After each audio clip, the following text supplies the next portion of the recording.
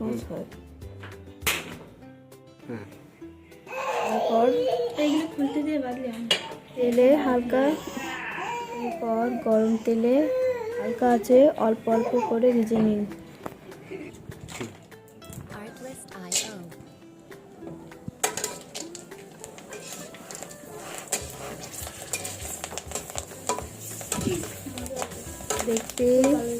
দেখতেই পাচ্ছেন কি সুন্দর দেখাচ্ছে।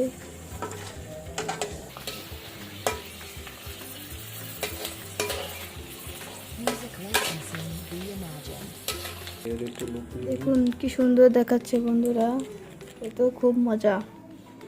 আপনাদের প্রয়োজনে বিট নুন অথবা ম্যাগি মশলা মিশিয়ে নিন, তাহলে আরও খেতে মজা লাগবে।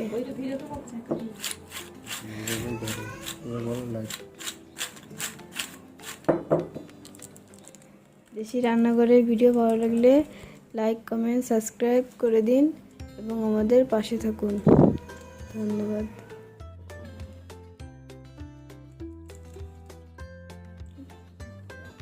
আবার বাকি দিয়ে লাগবে।